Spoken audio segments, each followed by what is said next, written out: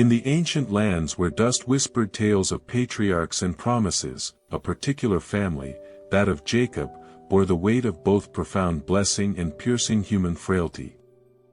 Their lives, etched against the stark beauty of Canaan's sun-baked hills, were not merely a chronicle of daily toil and nomadic journeys, but a profound canvas upon which the divine artist began to paint strokes of an enduring destiny.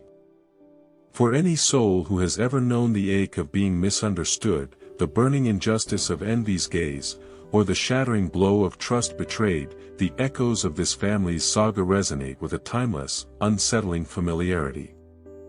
It is a story not just of one man, but of the intricate, often painful, ways in which a lineage is shaped, challenged, and ultimately refined by forces beyond mortal comprehension, hinting at a surprising journey of betrayal, forgiveness, and an unforeseen destiny.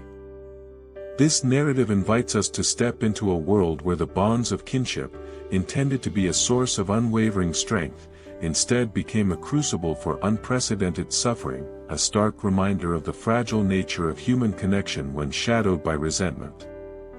Within this sprawling household, comprising many sons, one figure stood apart, marked by an uncommon favor and a peculiar inner light. Joseph, the son of Jacob's beloved Rachel, was the recipient of his father's deepest affection, a love that manifested itself in ways both tender and, inadvertently, divisive. He walked among his elder brothers, tending flocks in the sprawling pastures, yet his spirit seemed to dwell in a realm touched by celestial visions. His days were spent in the rhythmic simplicity of pastoral life, a world of sun-drenched fields and starlit nights, an existence seemingly ordinary, yet humming with an unspoken potential. This young man, vibrant with an innocent confidence, carried within him a sensitivity to the divine, often translating into vivid dreams that, to his family, felt less like nocturnal musings and more like prophetic pronouncements. Jacob's special devotion to Joseph was undeniable, symbolized most strikingly by a coat of many colors, a garment of intricate design and rich hues that set Joseph apart from his siblings. This vibrant mantle, a tangible representation of his father's preferential love, became a constant, burning irritant to his brothers, a daily reminder of their perceived lesser standing. Their hearts, already fertile ground for jealousy, nurtured a bitter seed of resentment that grew with each passing day. Joseph's innocence, coupled with his father's overt partiality, unwittingly deepened the chasm between him and his elder brothers, transforming their natural sibling rivalry into something far more sinister. The initial discord intensified dramatically when Joseph began to recount his dreams. He spoke of sheaves of grain bowing before his own, and of the sun, moon, and 11 stars prostrating themselves before him. These were not whispered secrets but openly shared visions, spoken with the guileless conviction of youth. To Joseph, they were simply glimpses of a future revealed; to his brothers, they were audacious claims of superiority, thinly veiled prophecies of their own subjugation. The dreams, rather than being dismissed as youthful fantasies, fueled their indignation, confirming their darkest suspicions about Joseph's perceived arrogance and his favored status. Each dream became another spark, igniting the smoldering embers of their jealousy into a dangerous blaze. The air around Jacob's camp grew thick with unspoken animosity, a palpable tension that swirled around Joseph like a gathering storm. His brothers, hardened by toil and burdened by their father's perceived injustice, increasingly viewed him not as a brother, but as a rival, a threat to their own standing and future. Their resentment festered, morphing from quiet disdain into a volatile hatred that demanded an outlet. As Joseph continued his innocent rounds, tending the flocks and sharing his visions, he remained unaware of the dark intentions coalescing in the hearts of those closest to him. The stage was thus set for a profound disruption, a pivotal moment that would wrench Joseph from his ordinary world and thrust him onto a path he could never have imagined, a path paved with betrayal but ultimately guided by a divine hand towards an extraordinary, unforeseen destiny. The sun, a relentless eye in the cerulean sky, bore witness to a chilling act of fraternal malice. Far from the protective gaze of their aging father, a group of brothers, their hearts hardened by a sustained bitterness, converged on their unsuspecting sibling. Their collective resentment, long a simmering ember, now blazed into an inferno of ruthless intent. The air, usually filled with the gentle bleating of sheep, was instead rent by desperate pleas, ignored with a chilling resolve. Stripped of his distinguishing garment, a vivid symbol of his former life, the young man found himself defenseless, his pleas echoing unheard against the stony indifference of his kin. He was seized, his world abruptly inverted, and cast into a deep, desolate pit, a gaping maw in the earth that swallowed light and hope alike. Imprisoned in this subterranean gloom, the youth grappled with an overwhelming sense of abandonment. Each passing moment stretched into an eternity of terror and confusion. The rough, cold earth beneath him offered no comfort, only a stark reminder of his profound vulnerability. His mind reeled, struggling to reconcile the brutality of his brother's actions with the bonds of family he had always known. The vibrant tapestry of his life, once so promising, had unraveled into a tangled mess of fear and despair. As hours bled into one another, a distant sound, the jingle of camel bells, heralded not rescue, but a new chapter of degradation. A caravan of Ishmaelite traders, a nomadic specter on the horizon, approached. The pit became his marketplace, his very person reduced to a commodity. In a cold, transactional exchange, he was sold for a paltry sum of silver, his identity as a beloved son extinguished, replaced by the grim reality of servitude. The journey south, across vast, unforgiving expanses of desert, was an odyssey of profound spiritual and physical desolation. Bound and bewildered, he traversed landscapes alien to his upbringing, each mile driving him further from everything familiar. The relentless sun beat down, mirroring the scorching agony in his soul. He questioned the very fabric of his existence, the purpose behind such an unbearable trial. Why had such calamity befallen him? Where was the guiding hand he had always believed in? This initial descent into the abyss of suffering felt like a profound betrayal, not merely by his brothers, but by the very cosmic order he had once perceived as benevolent. He wrestled with a deep-seated resistance to his new reality, a fervent but silent refusal to accept the brutal hand fate had dealt him. The weight of his circumstance threatened to crush his spirit entirely. However, amidst this profound anguish, a quiet, almost imperceptible shift began to occur within his innermost being. Far from any human counsel, in the crucible of his utter isolation, a deeper understanding began to coalesce. It was not a voice, nor a vision, but an unwavering conviction, a nascent strength drawn from an unseen wellspring of faith. The teachings of his forefathers, stories of divine faithfulness through generations of trial, resurfaced in his memory, not as abstract narratives, but as living truths echoing within his soul. He recognized that while his earthly circumstances had been brutally altered, the divine presence he had always known remained steadfast, an enduring anchor in the turbulent seas of his suffering. This realization, a quiet but profound revelation, became his internal guide, a silent mentor urging him not to succumb to bitterness, but to endure with a resilient spirit.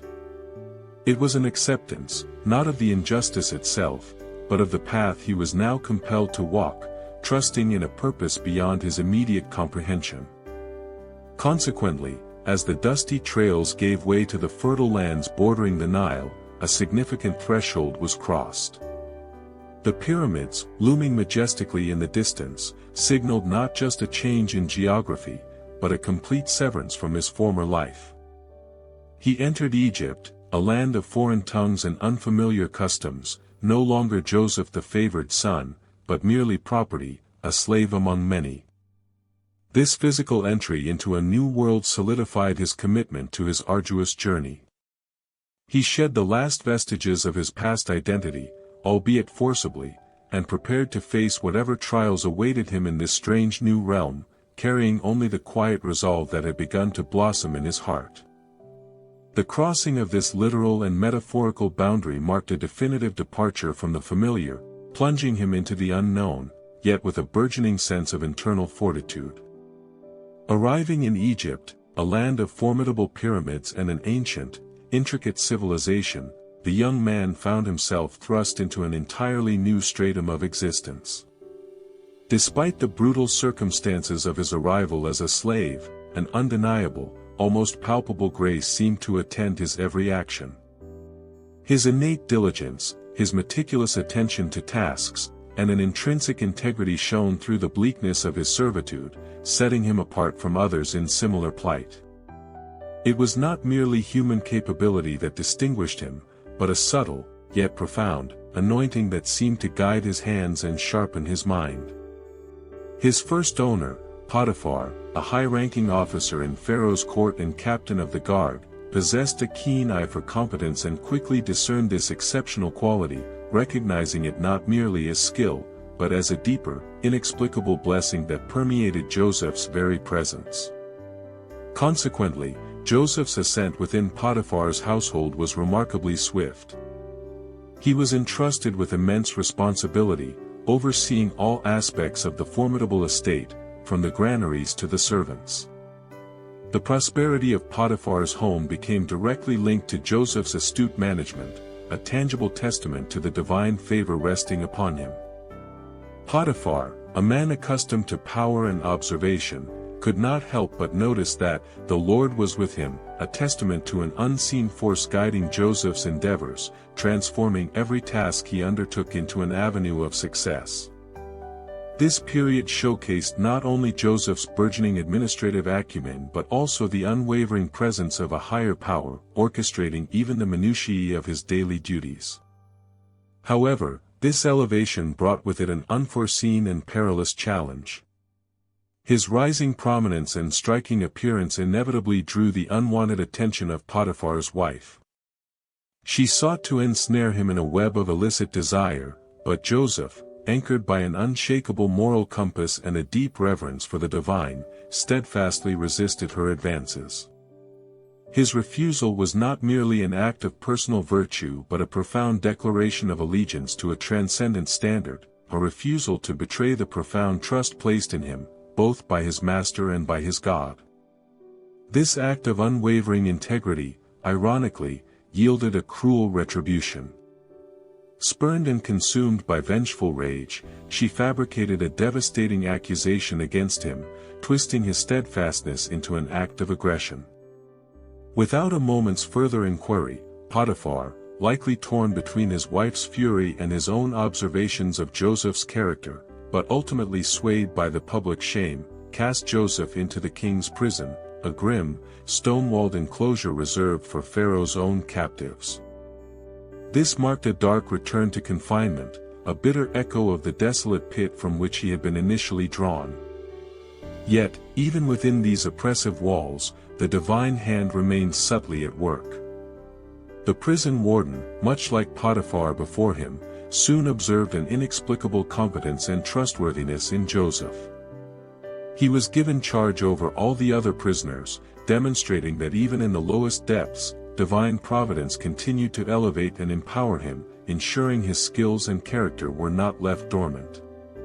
It was within this very confinement that a crucial facet of his divine gift would manifest itself with undeniable clarity.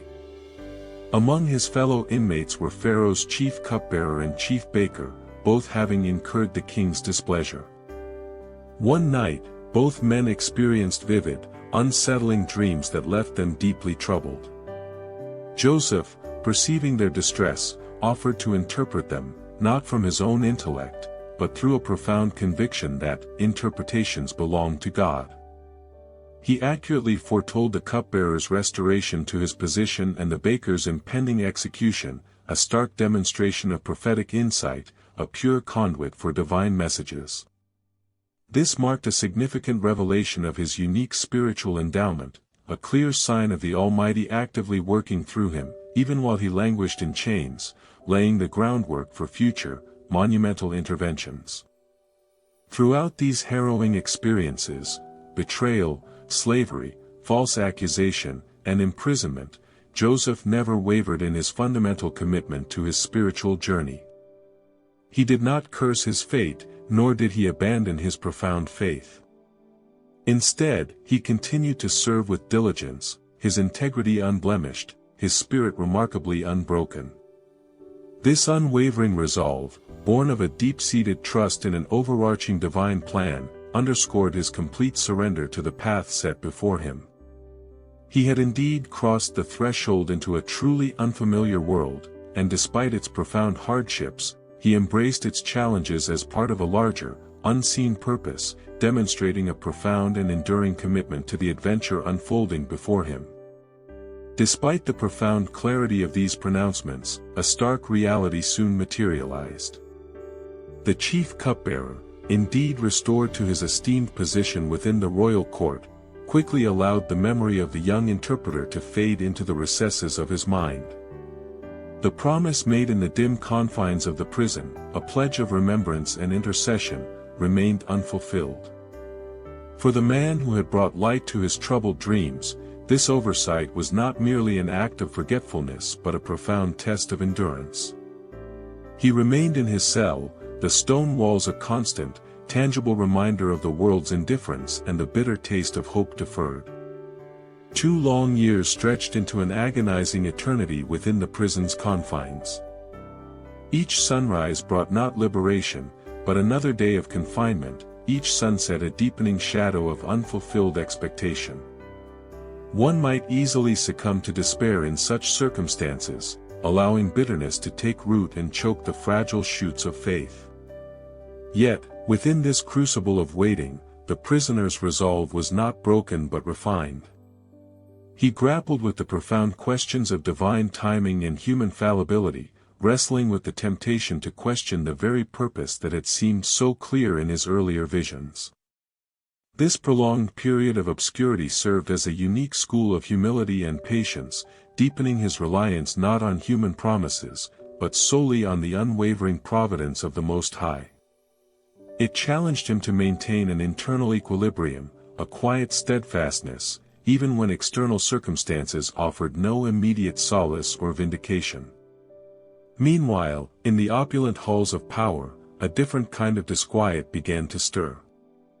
Pharaoh, the sovereign ruler of Egypt, found his nights tormented by a series of vivid, perplexing dreams. He saw 7 fat, healthy cows emerge from the Nile, only to be devoured by 7 gaunt, sickly cows. In a subsequent vision, 7 full, ripe ears of grain were swallowed by 7 thin, scorched ears.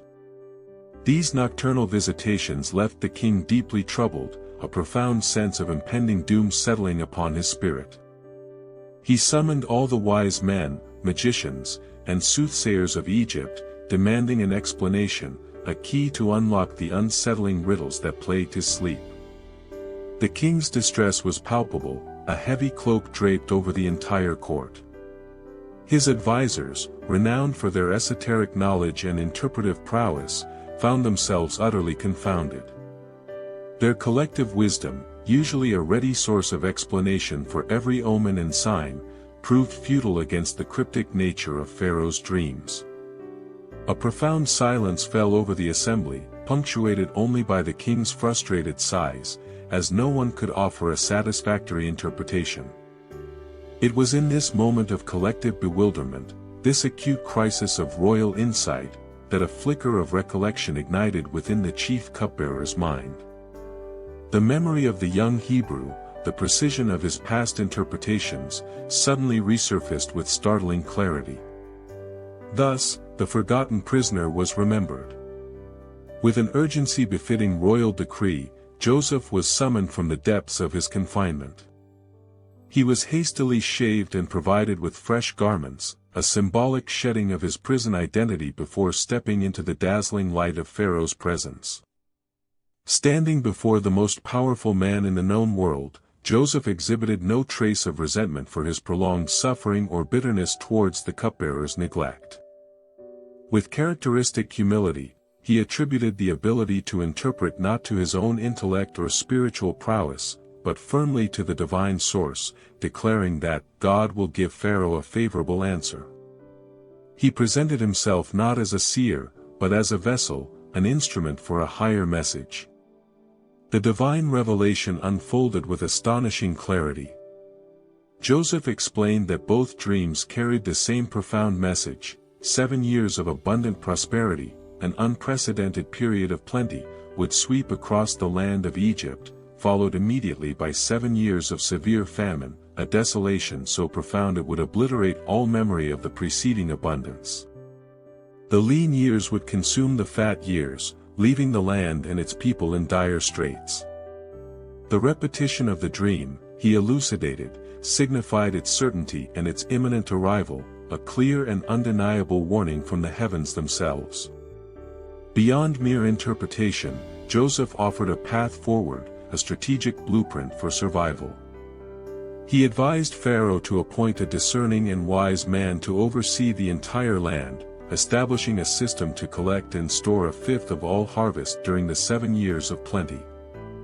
This vast reserve of grain, meticulously managed and secured, would serve as a vital bulwark against the impending famine, ensuring the survival of Egypt and its people. His counsel was not just prophetic insight but practical, administrative genius, demonstrating a profound understanding of governance and resource management. It laid bare the foresight necessary to navigate an impending crisis, transforming a divine warning into an actionable plan. The narrative threads, meticulously spun through seasons of both profound sorrow and unexpected elevation, now begin to converge with an undeniable force, revealing a pattern far more intricate than any individual strand could suggest. Reflecting on this journey so far, one cannot help but perceive the subtle, yet persistent, undercurrent of a grand design, intricately weaving through the fabric of human choices and unforeseen circumstances. What began as a searing personal ordeal, born of the bitter fruit of envy and misunderstanding, has progressively unfolded into something far more expansive, touching upon the very sustenance and survival of an entire civilization. The crucible of adversity, initially appearing as an end to all hope, has instead proven to be the very forge in which an extraordinary capacity for leadership and discernment was refined, transforming a solitary figure into a pivotal agent of preservation. This trajectory underscores a profound truth: the deepest personal trials are often not arbitrary detours, but essential preparatory stages for a destiny far exceeding individual ambition. The prolonged periods of obscurity and the sting of human forgetfulness, once sources of immense internal struggle, now emerge in retrospect as vital components of a larger, unseen curriculum. It was within these very confinements, stripped of all worldly status, that a singular spiritual sensitivity was not only preserved but sharpened, allowing for a clarity of insight that transcended mere human wisdom. The ability to perceive beyond the immediate, to interpret the veiled messages of the unseen, was not an acquired skill but an intrinsic gift, patiently awaiting its moment of profound utility. Drawing these diverse strands together, we discern how the raw pain of betrayal, the quiet dignity of unwavering integrity in the face of temptation, and the profound patience cultivated through years of unjust imprisonment all coalesce into a unique form of readiness. This readiness was not merely intellectual, it was a holistic preparedness of spirit, mind, and character, perfectly calibrated for the monumental task that awaited. The very forces that sought to crush and diminish instead served, paradoxically, to elevate and equip, demonstrating a profound spiritual alchemy at play. The personal suffering, far from being an isolated tragedy, was inextricably linked to a collective future, an intricate clockwork where each seemingly disparate gear eventually meshed to drive a greater purpose. In light of these insights, the path forward becomes clearer, illuminated by the consistent demonstration of divine orchestration. What appeared as a series of unfortunate events, disconnected and cruel, reveals itself as a meticulously crafted sequence, designed to position a particular individual at the precise intersection of profound human need and supernatural provision. The convergence of a ruler's troubled sleep with the forgotten wisdom of a prisoner is not mere coincidence but the precise alignment of purpose and opportunity, demonstrating how seemingly insignificant lives can become conduits for monumental change. The capacity to not only understand the impending crisis but also to articulate a comprehensive, practical solution speaks volumes about the depth of wisdom cultivated through hardship and persistent faith. As we pivot towards the final reflection, the implications of this convergence extend far beyond the immediate crisis of famine. They speak to the enduring power of forgiveness, the redemptive potential embedded within human suffering, and the ultimate triumph of a divine plan that meticulously reweaves broken threads into a tapestry of unparalleled beauty and purpose. The narrative has meticulously laid bare the human propensity for both profound malice and remarkable resilience, setting the stage for a resolution that must reconcile these extremes. The journey has been arduous, marked by profound tests of character and spirit, but it has undeniably led to a point where all the preceding elements, the dreams, the betrayal, the servitude, the imprisonment, and the prophetic insight, are poised to culminate in a transformative revelation, echoing with timeless truths about destiny and the enduring nature of divine love. The stage is perfectly set for the culmination of a journey that began in the depths of despair and now stands on the precipice of profound reconciliation and enduring legacy. The profound clarity of the interpretation, delivered not with arrogance but with a humble deference to a higher power, resonated deeply within Pharaoh. The king, recognizing not merely intellect but divine wisdom, immediately elevated the prisoner from the confines of his cell to the pinnacle of Egyptian power. Joseph, once a slave, then a prisoner, now stood as the second most powerful man in the kingdom, entrusted with the monumental task of safeguarding Egypt from the impending desolation. This transition was not merely a change in status but a testament to a divine hand meticulously orchestrating events, transforming what was meant for destruction into an instrument of preservation. During the 7 years of abundant harvest, Joseph's administrative genius shone brightly. With meticulous foresight and unwavering diligence, he oversaw the collection and storage of vast quantities of grain, filling storehouses across the land. He did not merely accumulate, he managed with an integrity born of his trials, ensuring that the bounty was secured for the lean years ahead. When the promised famine finally descended, a relentless scourge that withered crops and brought nations to their knees, Egypt stood as an oasis of provision amidst widespread despair. People from all surrounding lands, desperate for sustenance, flocked to Egypt, drawn by the reputation of its well-managed granaries. Among those who came seeking relief were 10 men from Canaan, a familiar group whose faces, though aged by time and hardship, stirred a profound, complex mixture of pain and longing within Joseph. They were his brothers, the very architects of his long-ago suffering, now unknowingly bowing before the man they had betrayed. The journey of reconciliation began with a series of veiled encounters, tests designed not for vengeance, but to gauge the transformation within their hearts. Through these carefully orchestrated interactions, Joseph observed their remorse, their newfound unity, and their deep concern for their younger brother, Benjamin, and their aging father.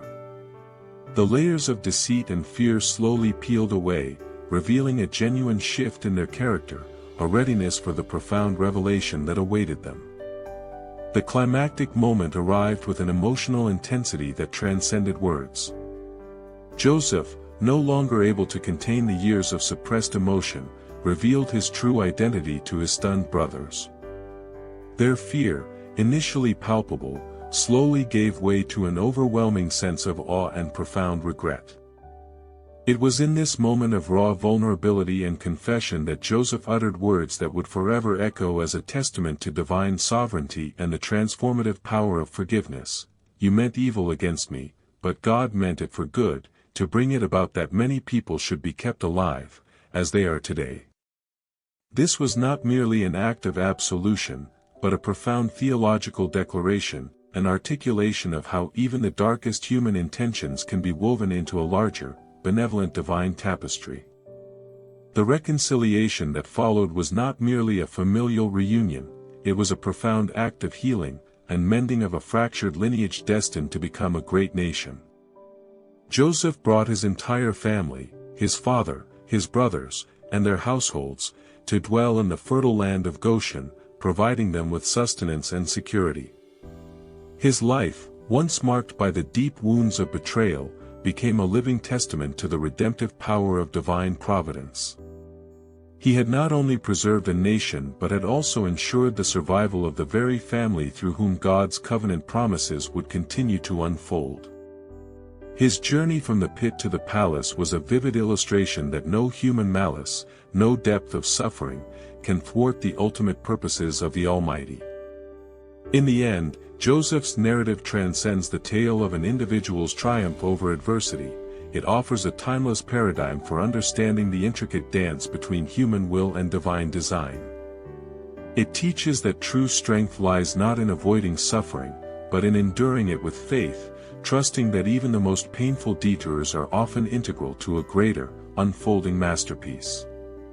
His legacy is not just one of administrative brilliance, but of a profound spiritual resilience that transformed personal tragedy into collective salvation.